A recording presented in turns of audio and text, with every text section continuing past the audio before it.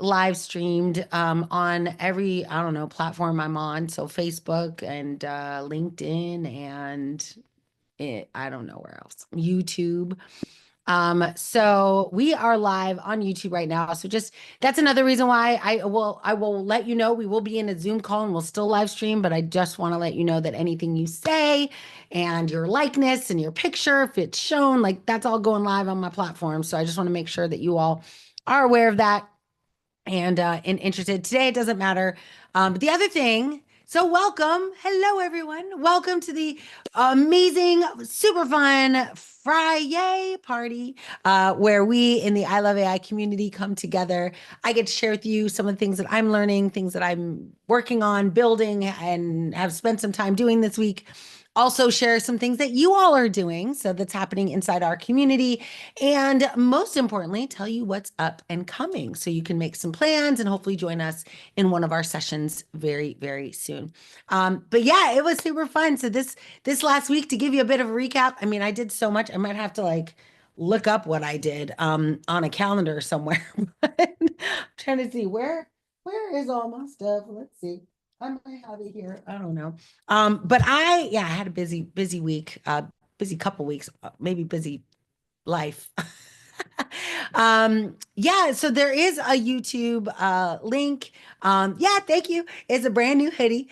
So every time I go and teach in a new location or a new city, I always, if I teach at a school, so I've taught at Harvard, I've taught at Harvard Medical School, I've taught at Columbia, I've taught at MIT. So every time I go and teach there, I buy a shirt so that when people are like, "Oh, did you go to MIT?" I get to say, wait for it, I taught there. Or I no, I was a lecturer or whatever. So it's kind of nice. And I do love the school. So I will be next Friday. I will be coming to you all live from Kansas. And as a matter of fact, next Friday, I will be on site in Kansas. So I will be moving our call. So just keep an eye in the school community for the information because I'll be going to the University of Kansas to talk to them in their emerging tech conference. So super excited for that. But I'll be on stage. So in that case, I will be sharing a lot on social media. So please follow me on Instagram if you want to see the story play by play as I'm at these different events. That is always fun. I try to do lots of stories, like, before, behind the scenes, before I get on stage with my panel, just so you can kind of get a sense of the types of things that I'm doing. But at MIT, I was invited. I've actually got lots of good friends at MIT. The MIT Media Lab, they were really awesome, have been amazing to me over the years. They gave me an opportunity to interview Greg Brockman. And my dream was to have that podcast up on my podcast today, but that didn't happen. So let's hope we do it this weekend. But I interviewed Greg Brockman. This was like in 2018, 2019. So it's a throwback. I was going to do it yesterday for Throwback Thursday, but that didn't happen. So I will post that, but it's a throwback, but it's super cool because we were talking about early GPT models. And the future that we saw coming. And it's just a really interesting perspective. I also have an interview I did with Cynthia Stoddard, who's the CIO over at Adobe. And so that'll be going live next week. And then I did two CES moderations, one a year ago. So not the one I just did in January, the year before, like last year, 2024 CES. I got a chance to speak on stage with May Ryder. May Habib, who's the CEO of Ryder. I mean, she might not be offended that I did that because that's her baby too. But May Habib from Ryder, and Dimitri, who is he is the undersecretary to the Department of Homeland Security. And it was such a fascinating conversation. Like I get goosebumps just thinking about like the things we talked about. So I have those podcasts ready to upload. So you'll have some fun things to think about. And the podcast is called Good Morning AI, and you can find it in anywhere podcasts are playing. You could also see it on my YouTube channel in the podcast area. So hopefully you'll take a look at that. But welcome. I hope you're enjoying Friday and you are not letting the world of AI completely consume all the things that you are doing, saying, and living. But I will share with you some of the things, the reasons that I am excited about kind of some of the events that I've been a part of. So prior to going to MIT, I was at a Women in AI event. And here is I think kind of the sad truth when I was invited to that event because the woman who was organizing it said there are no women in AI, and that there are no women on stages in AI. And I would imagine she did some kind of search where I didn't show up. So this goes to show like, there's a principle in marketing that I've come to know and love that's basically believe like kind of think to yourself when you post something, just assume no one sees it. Presume nobody sees it. Like keep posting as if nobody sees your content that you were trying to get at. Because I post and I kind of feel like I've got good presence. You know, I had a good, nice post that lots of you were part of this week about my book. But like, I should just assume no one sees it. Because this woman was talking as if she didn't know any of, I know amazing women in AI, like lots of them. I would say a room full of them at least. And so to realize that there are some women in their careers that feel like they are completely alone, that made me be like, we need to get out there more. We need to let people know. So amazing. Oh, yay. Thank you. That is my podcast, but you can also Google my podcast, and you'll find it on Apple Podcasts and all of that as well. Google Podcasts, Audible, Spotify podcast. Anyway, so thank you, Sherilyn, for posting that. And of course, hello, Andrea. Nice to see you. I'll say hello to my friends. Great to have you all here. So good. So if you are here and you want me to know that you are here, don't forget to give me a shout out in the chat so I can say something nice about you all, and recognize that you are here. Otherwise, I don't know because you're not in the chat and I'm only looking at the chat right now. So hopefully you'll say hi. Oh, yay. Hello, Tara. Awesome. So amazing. So if you have any questions, don't forget there is, for those of you who are not, streaming on my streaming side, if you are in the Zoom, and any one of you can be, but if you're in the Zoom call, you can either throw it in the Q&A and I'll try and answer it as I see it. Otherwise, to ensure it doesn't get forgotten, put it in the Q&A section of the webinar, and that would be amazing. Yes. And also, Joe started the fanfare. This is a chance. This is what's going to change next week. Right now in these calls, there's an amazing opportunity to meet other like-minded professionals, people that are ahead of you, people that are slightly behind you, like just a great opportunity to meet with people on a similar journey at different stages of that journey.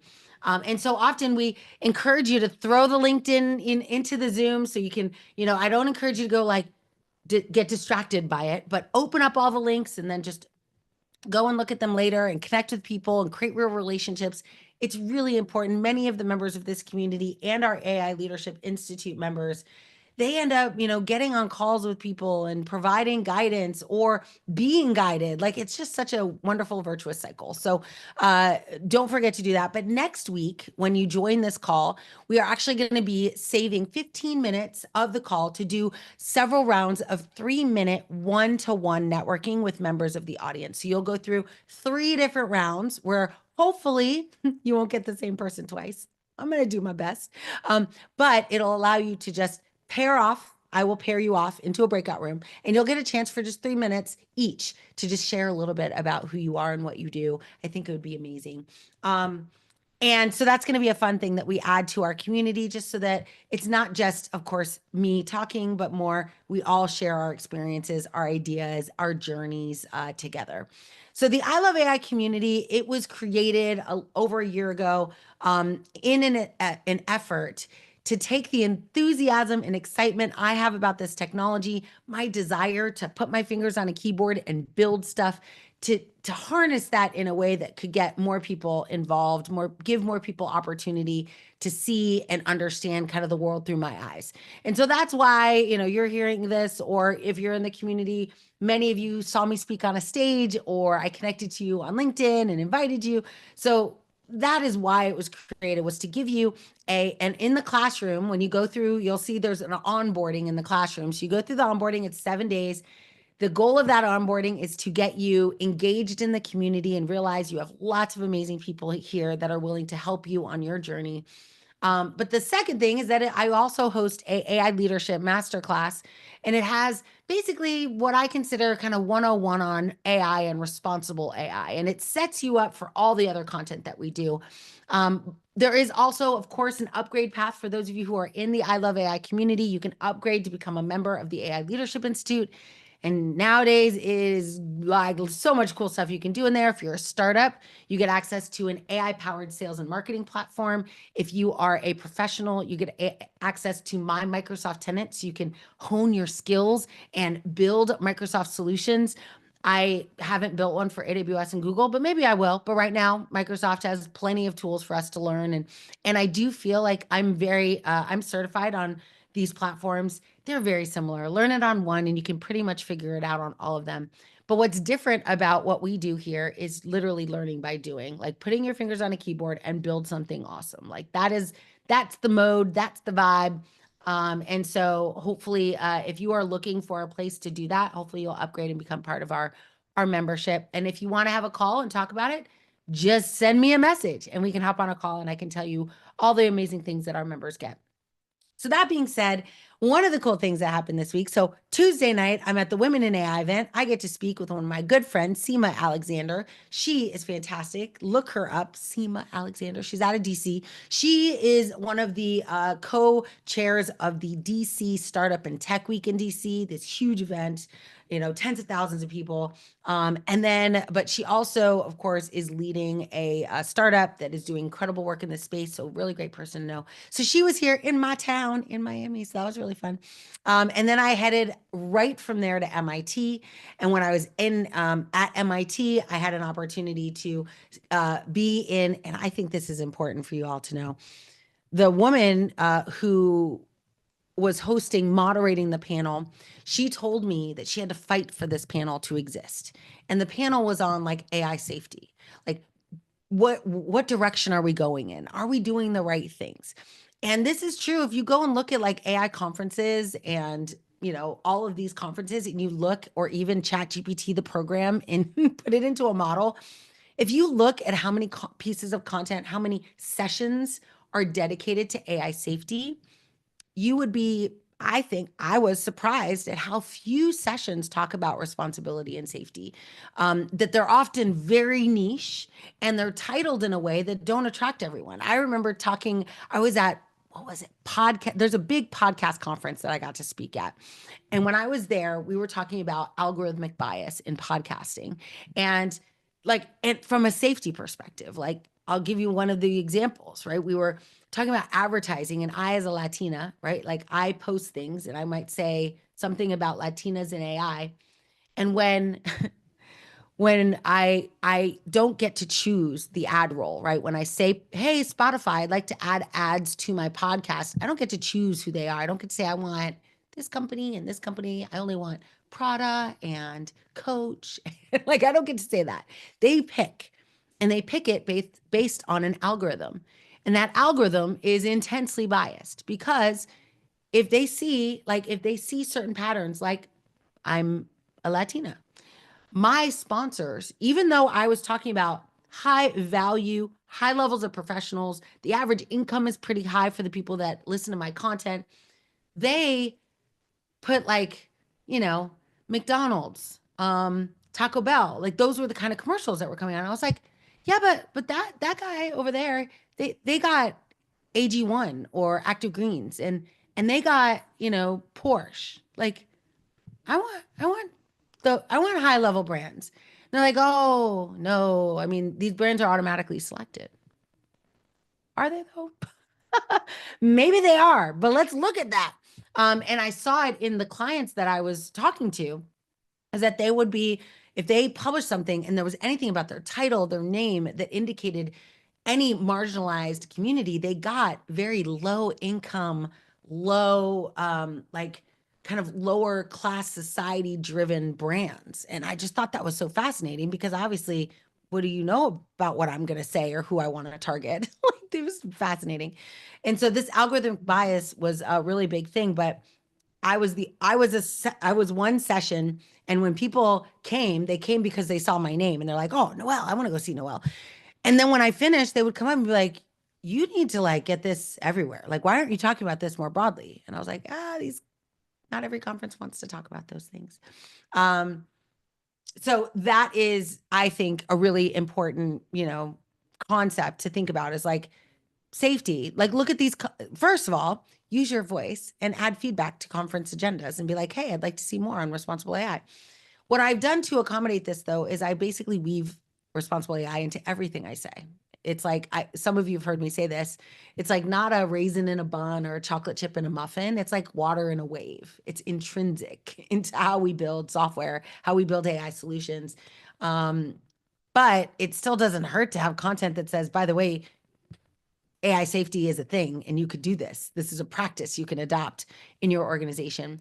That serves as a good segue. I ended up from MIT doing another event, FemTech Live on LinkedIn yesterday. I invited a bunch of people from the community, so thank you all for showing up. And that was about similarly, not necessarily, I guess it was about responsible AI, but really it was more about like, how do we make sure as female professionals, where are the opportunities? What kind of jobs could I get? What kind of roles might I apply to? What kind of areas in industry is there a gap that maybe my consultancy can fill? So that was a really good and fun session as well. You can probably catch the replay on LinkedIn if you want to look it up. It was called FemTech Lounge, so you could do that as well.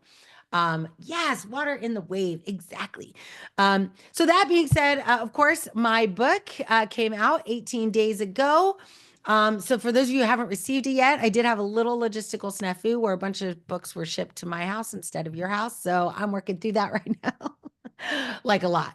So I'm working through that. I'm down to where they do not touch the ceiling, so that's good news. But I have a little bunch of books right there that I need to ship this weekend, so you'll get them shortly. So that's good news. As a result of that, I am actually going to be launching a author-led book study on Maven, where we're going to go through the books chapter by chapter. I'll give you the backstory of what I did and how I did it. And why I wrote the things that I wrote, because obviously everything I think did not end up in this book. I was edited, as tends to happen in these things. So there's a lot of fun things that I wish I could have talked about, but didn't make it to got lost on the cutting room floor. So absolutely. So thank you, Joe, for saying that. As a result of like the debacle that is my logistical nightmare of books, I now get to sign them. So that's exciting. So if you don't have a book yet and you ordered it for me, you will get a signed copy. So I'm signing every book that leaves my house. So that's cool. Yeah, so that's cool. It wasn't going to be that way because I was sending them direct from the manufacturer or whatever, the book publisher. But yeah, so now that I get them, I get to send 7,500 of my friends signed copies. But super exciting. I'm really, really excited for it. So I'm glad. Thank you, Joe, for saying that, because it makes me feel like it wasn't a total disaster that happened. I was pretty stressed about it. You all don't see me stressed because I don't come on camera when I'm like that. But wow, I was like freaking out a bit when every day more books would show up. I'm like, what is happening right now? But it's all good. It's all good. We fixed the problem. So now that's not happening anymore. But for those of you who got caught in that, thank you for your patience, and you'll get a special signed copy as a result. Oh my gosh, cool. Of course, Andrea. Yes. Andrea, are you in our AI leadership? So everyone in the AI Leadership Institute also gets a signed copy. That is part of the benefit of being a member. So if you are in that community, you definitely get a signed copy. But otherwise, just ping me. Of course, I'd be happy to send you a signed copy. And then what I usually do is I'll send you a signed copy, and then you could just gift another copy that's not signed to a friend or a stranger for that matter. Or to your local library. Oh, we should do that. We should do that. Anyway, really cool. But yeah, so I'm going to do an author-led, basically book study. We're going to go through it all. It'll be 7 weeks long because it's 14 chapters. We're going to cover a couple chapters every session. And it's live Q&A. It'll be just like this on a Zoom call, except it won't be webinar style. It'll be Zoom style. So you can get on camera, you can talk to me, ask questions. It'll be really fun. It will be like a book study, because when we read this, like when you all read my words, different things are going to happen for you, right? You're going to think of different things. You're going to apply it to different use cases. You're going to have different industries. And I feel like, wow, we would have a really good time if we all got together and talked about this book. So that'll be on Maven. You'll see that invite come out. If you're in the AI Leadership Institute, you get to do that for free as part of your membership. So it's not free because you paid to be part of the membership, but it is included in your membership, that book study. But for those of you who are not part of the membership yet, don't want to be for whatever reason, you could just join that. So thank you, Don, for the question. Yeah, so this is the book. This is what it looks like. Isn't it beautiful? They did such a good job. Thank you to Wiley. They did such a good job with the cover. Like when I saw it, I got teary-eyed because I was like, it's exactly what I envisioned in my mind. I could get teary-eyed right now. So it's called Scaling Responsible AI from Enthusiasm to Execution. And so what inspired me was, and you'll see this in the book, I break the book up into two sections. One I call day one, or the hype cycle, and the other I call day two, or like playground to, production or execution. And so the subtitle is From Enthusiasm to Execution, which is just Noel. That's my keynote title. And I wrote this book because so many companies were adopting baby tigers, which I talk about all the time, right? You've heard me say this, but they're adopting these baby tigers, these baby models, and they have no idea what they're building. They don't ask any questions. They're just like, this is awesome, and I love it. And oh my gosh, look at what it can do. And can I just take a moment to talk about agentic AI? Like, I'm just going to get real with you all. I was talking about this. I think I was on a client call, and we were talking about like we are not great at the olden days. This was called enterprise integration, where someone like myself would come in and I would connect two of your systems together so they could talk. Your ERP system to your CRM, or your web application to your database. Like I would integrate the system, and I would hard code them. Like I would write software to connect the systems together. It was called enterprise integration. And I was an enterprise integration architect. And I love that work because I liked making, when I come in, they're like, it's not possible. And I leave and they're like, I can't believe it's possible. So I love that. I enjoyed it. But we, right now, as a society in the world of tech, we're not great at integrating these systems together. We don't fully understand the inputs. We don't fully understand the outputs. We don't know what happens when they break. And so fast forward to today, and we are all talking about agentic AI. And this is why I'm going to encourage you to take our new class, the Agentic AI for Beginners course on Maven. But agentic AI is an acceleration of this idea that we are going to take systems that have inputs and outputs, and we are going to orchestrate them together to communicate asynchronously. I have not met many, there are some, but I have not met many companies that have understood the systems well enough to put them on autopilot. And so I'm just like, right now, I get called in like Tiger Team style, no pun intended, SWAT team style to come in and save organizations when integrations go wrong. And that's when we've manually built them.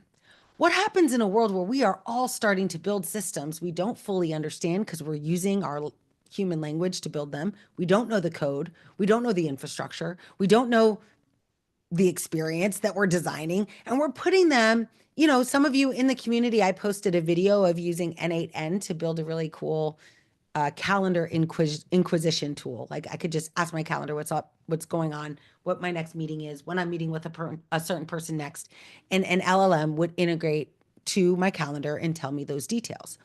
And of course, I'm like, ooh, what else could I do? Like you get all these ideas. But yeah, like I'm a little bit worried that in the spirit, I mean, talk about baby tigers. Now you're not adopting a single baby tiger. You're like getting a whole cardboard box full of baby tigers. At the same time, they all do different things, behave in different ways, have different propensities to behave badly. And we barely understand what it looks like when we build it ourselves. Now we're going to buy these things en masse, collected and autonomous. Like I'm feeling a little, visceral reaction to thinking about a world that does that. So that's why the timing of this book, I think, could not be better, right? Like I wrote it 2 years ago, and it's based on the keynotes I've been doing for over a decade. But it's fascinating. Some of us, we do things and we don't know why. Like, why is it taking so long? I was very frustrated with the process, but it came out at this time because I do think like in the world of agentic AI, that's literally what we need, what we're doing. We're scaling businesses, and responsible AI is literally the paradigm shift in an organization to think, how might I do this safer, right? There's 3 H's that I learned at Stanford. I'm sure it might not be original to them, but how do I make sure my systems, even autonomous systems, even agentic systems, how do I make sure that the entire holistic experience is helpful, is harmless, right? Is right. What's the third? Anyone? I'll ask you all. Helpful, harmless. I'm like hopeful. That's not it. Right? Helpful, harmless. Those are the two that I care about the most, I guess. Um, anyway, holistic, no. Someone could Google it. But I actually even created a website. Like I have this URL where it's like helpful. I can't remember what it means. Anyway, this is what goes to show, like that's the human brain. If I was an LLM, if I was a deep fake right now, I would know that off the top of my head. But I'm not a deep fake. I'm human. But like, how do you make sure that your systems aren't going to hurt anybody, right? That they're not going to like you're not going to build a system that infringes on the rights of the very people you're trying to help in finance or in healthcare or in retail. I remember, just anecdotally remembering. Do y'all remember that in that case study of the car dealership where they sold a car for $1 because their chatbot like was like, yeah, sure, $1 sounds reasonable. And they sold it. Honest. Yes. Thank you, Joe. Thank you. Honest. I guess I kind of was thinking about that in like helpful, but yeah, accuracy, accuracy, helpful, harmless, and honest. And those three, like that sounds pretty simple. But like when you go and dive into each one of those three, those are architectural choices that you're going to make. Honesty, how are you going to manage accuracy in your system, right? RAG, retrieval augmented generation, creating cognitive caching. I talked about all of this in our call earlier today, like cognitive caching, using prompt shields, right? Content safety, red teaming agents, like all of that kind of binds into that honesty piece, like harmful, like that, like fairness, again, all of those pieces, like there are systems that you will need to put in place. And I say systems plural that you'll need to put in place in order to make sure that your systems are helpful, harmless, and honest. So this book, in my mind, I'm like, could not be a better time. So we'll go through a book study. I hope you all can join us. You'll see it promoted in the community. You'll also see it on LinkedIn. I think it'll be fun. And it is the manifestation of a dream that I had that I would write a book and then do a book study and people would come and it would be fun. So I'm doing it. Living the dream, as they say. So that being said, I always do like to teach something in our time together. I did a post on the book. We did hit the new and notable section of Barnes and Noble. Many of you might know or might not know, but I always tell people I graduated from the University of Barnes and Noble because that's where I learned to code. It's where I learned Java. It's where I learned TCP/IP. I would go to Barnes and Noble like early in my career, and I would go to the tech section, which was vast back then, and I would grab a book, and these books were crazy expensive. Like for me at that time, $79 for a book. So I couldn't just buy $500 worth of books in order to learn a topic. So I would grab books and I'd buy one, but I would buy, I would go and I would take the ones I can't afford and I would just go to the cafe and I would learn. I'd bring my computer. I would do the labs in those books. That's why I love doing labs in books, being practical. I think that's the difference probably with this book than what you'd see in others is that at the end of every chapter, I try to think, what did I do with clients? Like, what questions did I ask? What did I wish that they did more of? I'm in chapter 1 right now, like lead AI. And this is what we're going to do in the book study is actually just go through all the questions that I asked. So some of the reflection questions from chapter 1 is, how can you incorporate ethical considerations into every stage of development? Like, how does that become a thing in a world where we're not saying words like DEI or inclusion or equity, right? Some of us are saying it, don't get me wrong. But like in a world where let's say you care about federal funding and they do. So many organizations do. So many organizations have changed the name of initiatives due to the political climate we're in. And whatever decision you make there doesn't change the choices you have to make about how you're going to build stuff. That's why I say it's like water in a wave. Like it has to become intrinsic. You have to weave responsibility into the fabric of your technology. Because another thing I often say is like you're one acquisition away from the Death Star, right? Like what happens if you build something and you build it as nobly as possible, you assign a whole team to accuracy review and then it gets acquired and they fire that team. How do you build accuracy review into the fabric of the solution? That is kind of the kinds of questions that I'm asking. Like you have to think differently now because you're not going to just buy the latest checklist. You're not even going to use the latest agent. Like you need to have a kind of philosophical shift in your organization to understand like these are the types of questions you have to ask and solve for. Another question is, in what ways can inclusive design improve the effectiveness of AI systems? And so in this chapter, I talk about how passionate I am about designing for inclusivity, and that when you, I have a phrase that I use that's not original to me. It's part of like the accessibility industry, but never build for them without them, right? Never build for a community or for even a business problem without the people who truly understand that business problem right alongside you from the beginning. So what would it take for you to do that? Does it mean you're going to go slower? Does it mean that you're going to have more people? Like, how are you going to manage a world where you're building a system that's going to serve more people than you ever thought possible? And so I like that approach. Most of the books that are in here that I love and have read more than once, all of them have these like questions at the end, like 5 or 6 questions that make you think practically, how does this work? Like, how am I going to figure this out? And I would encourage you, whether you are in a company as a professional, whether you are an entrepreneur, like that you actually think through it. Like this is what I do. Like I have a spiral notebook and I just write out what I would do, how I would think about it. Because when you are interviewing for someone or for a role, or whether you are, in a conversation with a future potential client, you want to have thought through these things. Like, do you have to have done it for an external client and gotten a Google review? No, but you do want to have thought through it. And even if you can, document your thinking, right? Like build out the deliverables that you would have delivered for a client. Store them in GitHub. It's as good. Like this, I don't know how many of you know this, but like cognitive rehearsal is a research back thing. Like it is extremely valuable. It can generate exponential improvement on your current ways of doing just by thinking through it, but not just like, closing your eyes and imagining you shooting free throws. Like it's actually thinking through the mechanics, thinking through like going through this process, cognitively rehearsing the thing that you want to do. So I encourage you when you get the book to go through these questions and cognitively rehearse. If you were the CAIO, if you were the chief AI officer, if you were the head of data and head of AI, how would you actually do it? And this is what we're going to do. Not we'll be doing some of that in the book study. We'll definitely go through the questions, but this rehearsal of real projects we're actually doing inside the AI Leadership Institute, which should be fun. Yes, it's so good. And so I am a big believer. You'll see I've got a couple of awards in the metaverse world.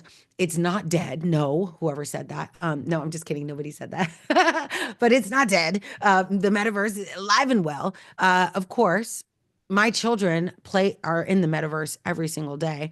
And I like what it does, like what the environment that it provides to them. But rather than call it the metaverse, maybe we call it augmented reality or virtual reality, whatever term, what is the term Microsoft uses? Not multimedia. It's like, anyway, mixed reality. So they use a term called mixed reality, which is both augmented and immersive. So I have an Oculus Pro. When I put it on, I use a platform called Immersed. They've got visors that are like, I don't know if y'all remember like those Oakleys. They kind of look like the big Oakleys that I would never want to wear, but the form factor is improving. And I put that visor on. In my case, I put my Oculus Pro on, and I now get to connect all of my systems in a single at the glass display. So I have my MacBook Pro, I have my Surface Design Studio. I also have my PC, my Copilot PC, like all of them. All their displays are up, and it uses pass through. So it has a camera on the outside. So when I start typing, it sees my fingers on my Logitech keyboard, and it replicates my typing in the environment. So I can go, I don't know how many, I did this before, but I used to use a piece of software that I'd install on all my computers. So I could literally go from Mac to OS to Linux, and I could just move my mouse across all the machines at the same time. It has its own challenges, but being able to do that in the metaverse gives me such capability to do so many things across platforms, with all of the different things that I'm working on. Give me a level of visibility that I've just not been able to achieve easily other ways. So I think thinking about that, the metaverse, augmented reality, like all of these are AI plays, right? I ran the AI portion of the mixed reality airlift at Microsoft a few years ago. And it was interesting to me because I'm talking to people who are building mixed reality environments like Metaverse or Roblox, right? Building out Roblox. And they're not thinking about using models like applied models. That it was not even in their realm of, they were doing everything AutoCAD, like style. Like they were building everything from scratch. And I was like, what if you wanted to, like one of them, let's say it's Roblox and your job is to, build a stack of blocks.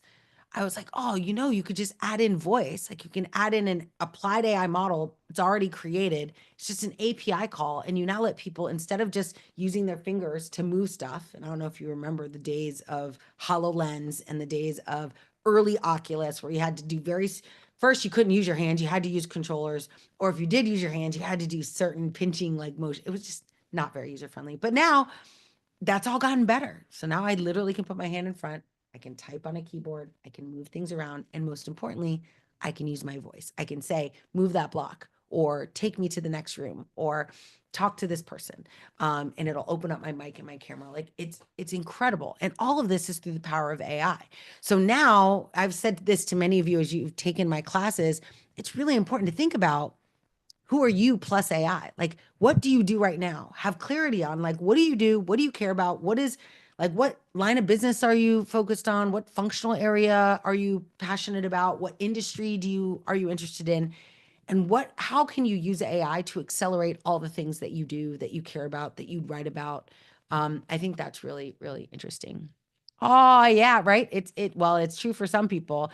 Some people still have the Rift because right after the Rift came the Quest, right? And so yeah, people still have it. It's just like now I have a Pro. They don't even make the Pro lasts like 8 months in market and they stopped making it.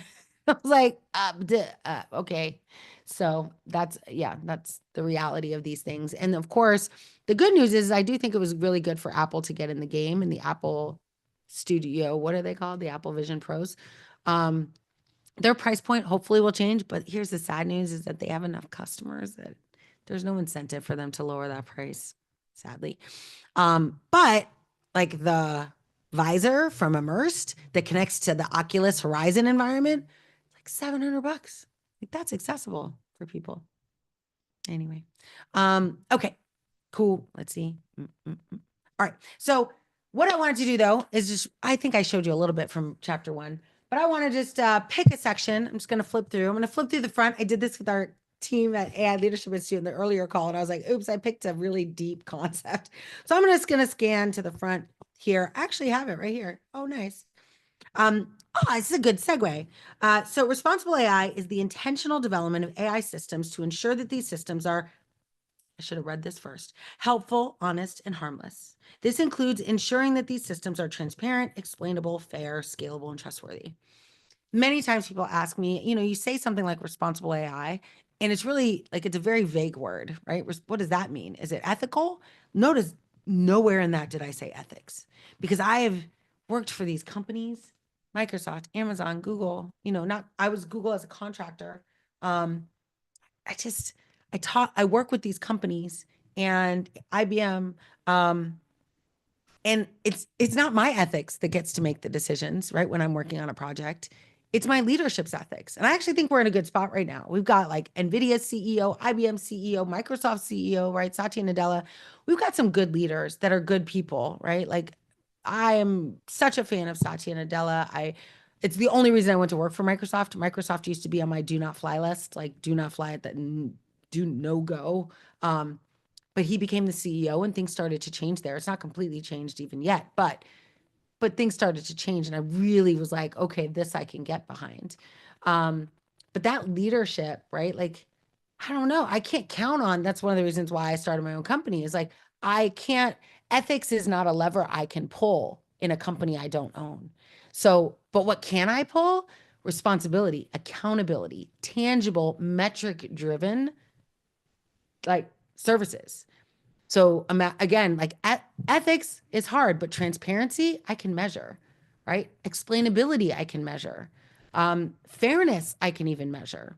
Accuracy, I can measure, right? Honesty, I can measure that. So now I look as someone who has worked inside companies. If I'm working inside a company or working with a model I don't own, I look for things that I can measure the outcome for. And that's why I'm such a fan. Many of you know, I didn't make it into this book, but a couple of our members of the AI Leadership Institute, Yuvika and Padmini and I, are writing a book on custom GPTs. It's actually specifically OpenAI's GPT builder. And so when you build a custom GPT, I'm such a fan of it. I'm like, why wouldn't everybody build a custom GPT? Because it allows you to custom train a model for a specific task with your words. Like you don't have to write any code, and it's hosted on a platform, and OpenAI pays for all of the infrastructure. So it's a really powerful tool. But like with that, like building a custom GPT or any of these things, I think it's really important that you have a way to measure the effectiveness of those systems. When you use a model like OpenAI, I want to know like what is its propensity? Is that the word? Yeah, like to be accurate. Like, is it more likely to be accurate or inaccurate? Does it have a tendency to be sexist or racist? Does it promote self-harm? Does it, like there's, I don't know, 50 different metrics that I'd be interested in a model. So the project at Stanford that I care a lot about is HELM, and HELM, that project, the HELM project stands for Holistic Evaluation of Language Models. And while they don't analyze all of them, one, they analyze the most popular. So it's good to kind of see who's in the leaderboard for certain metrics, right? If that's the thing you care about the most. But they also created a Helm Lite that you can download onto your own machine and use to measure models that you're downloading open source. So now, as you've been knighted responsible AI leaders, you don't just adopt a baby tiger. Like you don't just go grab a model off the shelf. You evaluate a model, you select a model based on knowledge of their metric driven accordance with these principles. And you don't have to do it by yourself. You can go to Helm from Stanford and use it. Yes, yes. Oh, yes, exactly. Exactly. So there's a question, in my opinion, is there a difference between trustworthy and responsible AI? No. I think responsible AI got a little bit of a bad rap because people built responsible practices that didn't do anything. So when people thought of responsible AI, they thought strategy or even worse, checklists, process. They didn't think of like this really organizational shift that would have to happen in order to build responsibly. That responsible AI is embedded in every phase of the development lifecycle. So some of you know the term SDLC, right? The software development lifecycle. And very broadly, it stands for, like you start first by identifying the problem. And then once you have, which is a requirements gathering session, right? What's the problem we're trying to solve? So requirements gathering, and then designing, and then developing, and then testing, and then deploying, monitoring, and then it starts over. So that's the life cycle of a typical software project. It shifts a little bit with artificial intelligence, but I think you can follow the same guidelines, is that there's a phase when you're trying to figure out what problem am I solving? And then once you have identified the problem, you can figure out, well, what data do I need or do I have that can solve that problem? And then once you've got that, you can go to the next stage of the life cycle, which is model selection. Now that I know the problem and the data, what model will best solve that problem?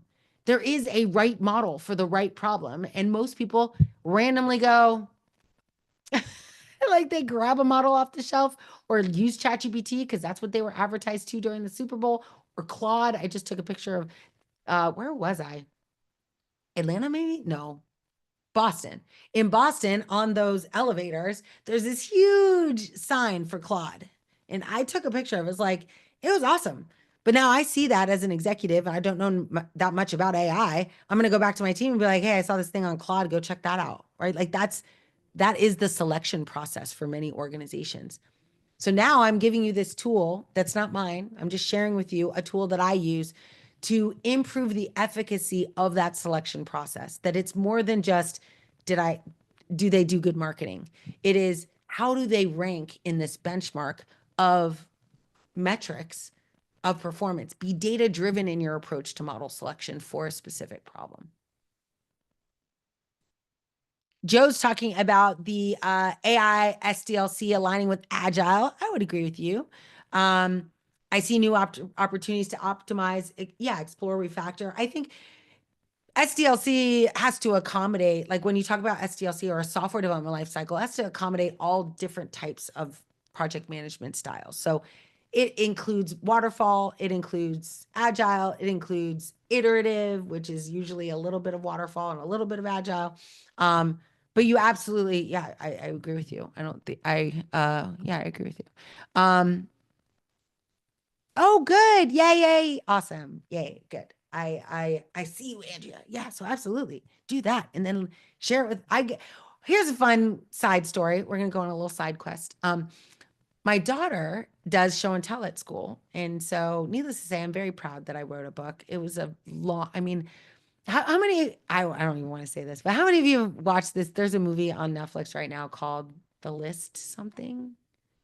Anyway, it's like about it's like instead of the bucket list, oh, the life list, the life list. Not telling you to go watch it. I don't watch very much TV at all. I got a lot to do. But someone suggested I watch it, and so I watched it. And this life list was all about like, not, yeah, right. It was pretty good. Thanks, Coach. Coach Ray's in the house. But yeah, so it was basically rather than a bucket list, life list, and I love this idea, but it started with this list that she had written when she was a kid, like a 13-year-old kid. And so I have a similar one. I wonder if I have it here. I don't know if I can pull it. It might be here. Oh my God, would that be awesome if I have it here? I don't think it's this one. I might. Oh, I can't get it out. But it's this one right here. So I did this, like I used to do, scrapbooking and like take pictures out of magazines. What are they called? Vision boards. And anyway, so I've got this book. I can't pull it out, but maybe I'll show it to you later. But it has a list of like, it's like I'm pretty sure I use Crayola markers to do it. Not that I don't use Crayola now, but it was 30 years ago, maybe 35 years ago, that I did this list. And it was like, I want to learn to play the cello and I want to quilt. I want to make a quilt and I want to like all these things. But one of them was write a book. And I mean, I could get emotional about this. Like I've had that dream for so long, and having that dream developed me in so many ways because I realized as I like was going through this list, I'm like, I learned to play the cello. I have a cello today. Like I started going through and doing these things. And when I got to this writing a book thing, I would say in my journal every day, like I have this journal that I write in every day. And I would say my goals, life goals. Like I always have 5 that I'm working on at any given time. And one of them was to write a book for like years. I would write every day, twice a day, in the morning and at night. I'm going to be a best-selling author. I'm going to be a best-selling author. I'm going to be a best-selling author. And fun fact, I did not want to write. I did not want to write. Like I would go and I would have it on my list. I'd look at it every day. And then I had a really wonderful meeting with someone that is a good friend of mine. And they were like, so how's it going? How's it going with that writing? And I was like, well, it's not working out actually. And they're like, well, great. How much time are you spending writing every day? And I was like, none. So I went back and looked at like 6 months of my journals that I had written. I want to be a best-selling author. And I never once carved out time to write at all. And that's when everything shifted, where I was like, if you actually have a goal, it's not enough to just put it on a list. Like if you put it on a list, you actually have to carve the time out in your life to achieve that thing. Like you have to make that a thing you prioritize. And so for a year and a half, I prioritized writing. And even in those moments, I didn't want to do it. I was like, this is so not Noelle. I'm like, get on stage, get in on camera. Like that's how I want to write. But that's not how that was not how it could be manifested. So, and granted, could I have done like a self-published book? And I've written self-published books before. But my vision, when I wrote that down, I want to be an author, was I wanted to be a best-selling author and I wanted to be a published author, like through a brand I knew, a brand I bought. And I have Wiley books everywhere. So but that was the reality is I realized, oh my gosh, I say I want it, but I don't really want it. because I'm not willing to put my time in. I'm not willing to sit in the hard moments of every day and go, I have no idea how to put this on paper. I have no idea how to say this. And worse, the editing. How many of you have been through an editor's process? Like, ow. I mean, thank you for my editor, by the way. She was amazing. But she was like, I remember one chapter, she was like, I don't know what you're trying to say, but it's not good. Any of it. She's like, I think you should rewrite the whole thing. And I was like, very humbling experience, but I'm coachable, coachable. So, um, a page a day is a book a year. I believe it. I believe it. I don't know. I don't know. I mean, it's definitely true from a like getting the content out. But yeah, I feel like yeah, exactly. Yes, yes. I honestly think it's a good part of the experience. Like, not all of you need to have a root editor, but it was a good part of the experience. Like, it was very humbling because I was like, this is how I say it on stage. This is how I'd say it in a webinar. This is how I'd say it on a call. She was like, yeah, people don't, you can't write like that. And could I? Of course I could. Lots of people, after they do what I've just done, go on and write bestsellers that are self-published because they can just get it out the door faster. And it's just the way they talk. And people enjoy that, which will be my future. But this first one, it was just fascinating to me that I said for years I wanted to do it and I never actually did it. Like, I never set time, I never prioritized it. Something always came up. And so I'm really proud of myself for finishing it and getting it done and it publishing and it having a beautiful cover and us hitting the bestseller list. So I think we're at 10 or 11 right now in my category. So we're, 18 days in, that's not terrible. So we're trying to climb the ladder as we go. But it's really, really special because, and Don asked the question, why? I built it because I just had so many stories that I don't think people are talking about, because most of the people experiencing what I've experienced in responsible AI, they're not the kind of people that are going to get on a stage. They're not the kind of people that'll talk about it publicly. Like, they're heads down people. I don't know if I've told you all this. When I used to work in Cambridge on the Amazon data science team, I would come in and I'm Noelle, and I'm always been Noelle. You can go back and look at YouTube videos of me in 2008. I've always been the same person. So I walk into an office as Noelle would, and I'm like, hey, what's up? How are you guys? Everything good? Happy Monday. And the average person would walk into the office kind of with their head down, looking at their shoes or on their phone, like they don't interact at all. I I had a phone at my desk and the team confiscated my phone. They're like, we don't do phone calls in the office. And I was like, but I live off like human interaction. And then they didn't talk to each other. Like, it was super quiet. It was like a library. But the fun fact about being in, and many of you know this if you are in data science, like, many times these are researchers at heart. So they're used to being in the quiet. I'm like like a dev advocate. I'm a developer advocate, an evangelist. Like, I'm the opposite of them. And it was really funny because I had people come up to me and be like, just keep it, like, just tone it. What you do, just take it down like 8 notches. Did I? No, but that's okay. But it's really funny because I will tell you, my favorite day was the day I walked in and somebody like I do the same thing. It doesn't matter. You look at your shoes, it's fine. I'm still gonna be like, hey, it's Noelle. Good morning. Nice to see you. Hello. Eventually the team started to be like, hey, Noelle, good to see you. Friday. Like, they started to have a little fun with me. They didn't come out of their shell too much, but they recognized that it wasn't like a game. Like, it was just who I was. And they were willing to just accept, like, Noelle's going to look you in the eye and say, hi. And so many of them started looking up and looking me in the eye and saying hello. And it was really cool. It took a year and a half, but it was really cool. Really cool. And it didn't matter if they did or didn't. Like, that's not why I did it. But it was nice to see that I didn't have to stop being me. Like, I could still be me. And whether people were annoyed by it, and sometimes they are, they didn't make me feel like I couldn't be that person until I was fired. No, I wasn't fired from Amazon. um, but yes, yes, yes, yes. People need, yes, exactly, exactly. I agree with you. Yes, yeah. And I feel like all of us, like, we have an opportunity with the energy that we have to change the landscape of the room, like, change the vibe of the rooms that we're in. That's why one of my, I wrote this book for the AI leader, or no, what was it? The AI solutions architect class that we did last year, and we'll do again this summer. For the AI solutions architect class, I wrote a book called The 21 Laws of AI Solutions Architecture, and one of them is to be the most positive person in the room. And I think you're right, like Shar, and I think you would agree that like being the most positive person in the room, it helps everyone kind of see things from a more positive perspective. It becomes energy that people are drawn to. People are like, oh, if I could work with anyone, I just want to work with someone who's positive. You don't have to be Noelle level, right? I recognize in myself, I'm on a level, but that's just me. But being positive doesn't mean being enthusiastic or zealous. It just means like people are attracted to like someone who's not like, oh my gosh, that's not going to work. It's never going to work. I mean, as a solution architect, it's our job to raise the vibe to a place of yes, we can. Not, like when a problem is presented, when a challenge, when friction is presented, we don't say like, that's not going to work. We're like, how is this going to work? We come to it from a totally different frame of like, how do we solution this? How do we solve this? Right? Solutions, solving, like that is the vibe. As opposed to many times I walk into a room and they've already decided it's not possible. And I'm the one in the room who's like, well, let's just see. Let's just try.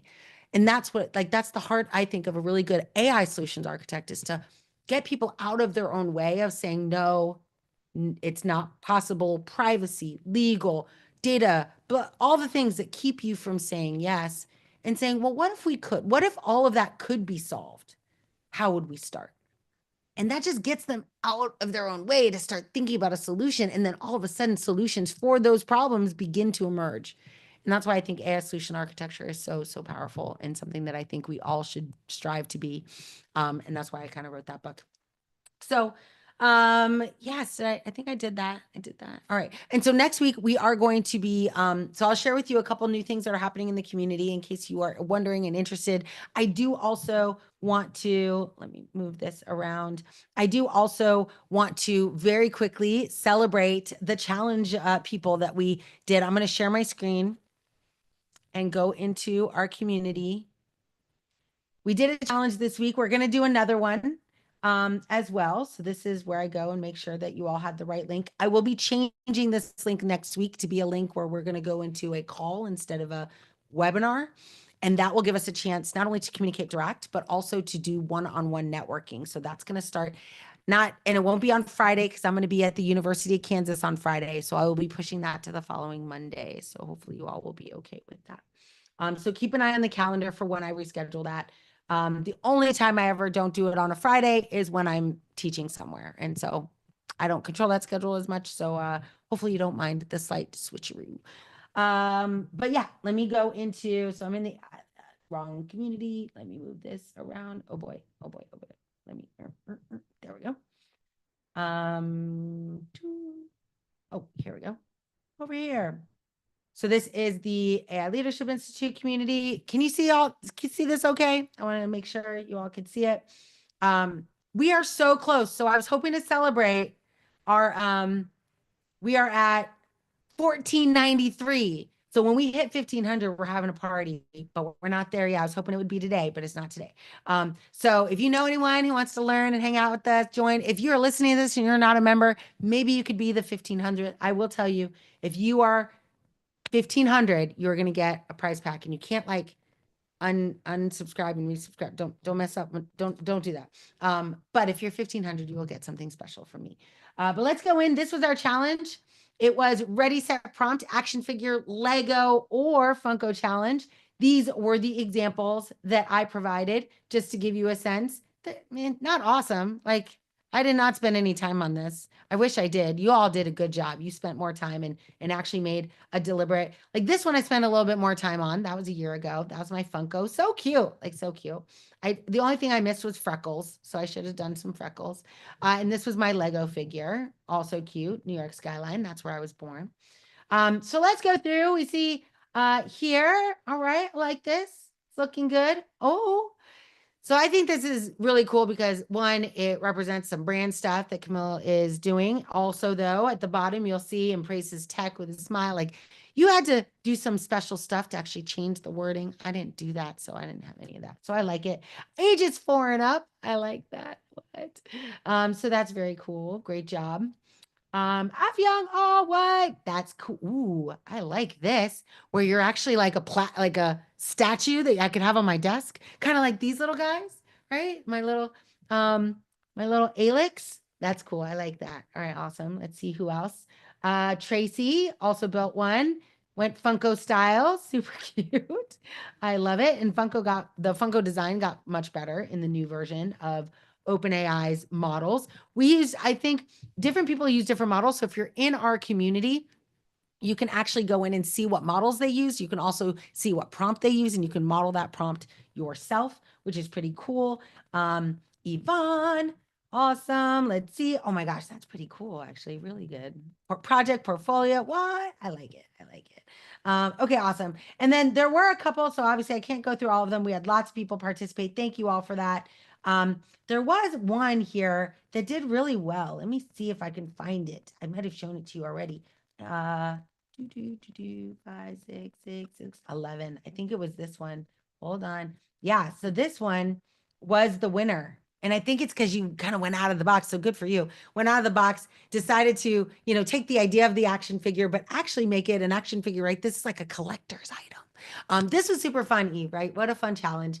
So thanks everyone for playing. So Afyang, I met actually live and in person. So I'm going to post the picture we took at the event in her celebration of her. I will be sending her an I Love AI t-shirt, which I don't think she has. So I'll be sending her an I Love AI t-shirt as well as a signed book. She might already have one, but that's okay. If you win a competition, you're likely going to get a signed book. And in which case, just give the book away if you don't want it. Like, no problem. And like I said to the team earlier, you could also give it to your local library. That would be amazing for this to be in the library for other people to read. So awesome. So congratulations. And this was based on upvoting. So for the next challenge, we do this, almost every week.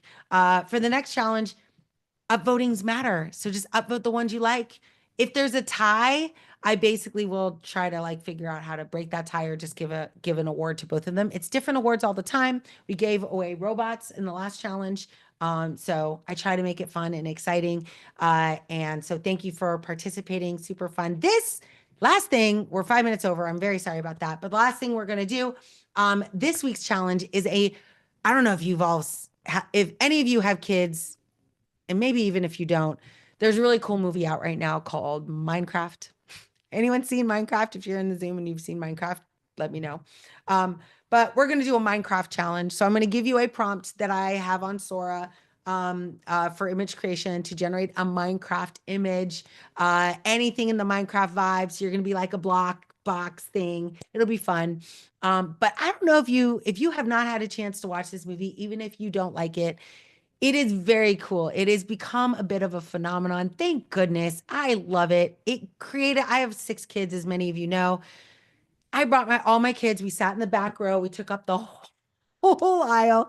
And everyone in the audience was engaged, right? And I don't mean engaged like sitting on the edge of the seat. I mean yelling out things, like mimicking things that were happening on the screen, yelling out some of the memes that have gone viral. They were clapping, they were singing, it was so good. It was such a good experience. It reminded me, dare I age myself, of when I watched the Star Wars trilogies as a kid, when I watched Rocky. Some of you remember watching Rocky in the theater, the first one and I think there were 5, but anyway, but Rocky, people would cheer and scream and clap and it was amazing. It was it reminded me of what theater is, and I'm a theater kid, so it's just so beautiful, so beautiful. Anyway, so if you want to just experience that, I encourage you to go watch this movie. My kids are going again for the second time. Sky saw it for twice as well, but we're gonna go watch it again. It is such a good thing. And so as a result of that, we are actually going to be, I'm going to be hosting live in-person workshops for the AI Leadership Institute this year. And that means that we're going to host it literally right down my street. And if you want, you can come and you can take a sales execution workshop or a marketing execution workshop or a business development workshop with me here in Miami. You'll have to, pay your own way, but if you pay to be a member, you get the access to the class as part of your membership. I just realized I loved being with people and sharing that experience. And so I want to do more of that. So we're going to do that. So awesome. Thank you very much for being here. I hope you enjoyed it. Definitely take the Minecraft challenge. Wait to post it. So I'm going to post a challenge post that gives you an example prompt, and then go for it. Have fun with it and like the ones you like. And we will award another winner next week. Yes, have a great Easter weekend. Thank you for joining me on Good Friday. For well, many people that it's very important for, they probably didn't join us, but thank you for joining me on a special day, at least in my house. And so I'm very, yeah, excited to enjoy the Easter weekend. It's beautiful here in South Florida, so I'm excited for, we do all the things, Easter egg hunts, all of it. So, 6 kids, it's like a party every night. So we will be doing that. I just got personalized Easter baskets. So I'm really excited about that. They just came in. So thanks for being here, everyone. Enjoy the Minecraft challenge. And I'll see you all next week. Congratulations, Cynthia or Afyong for all of that. Yes, have a great one, everyone. And definitely catch up to the community. And next week we'll get a chance to talk to each other live. So don't forget, join us for that. See you soon and have fun and be safe and build responsibly. Bye.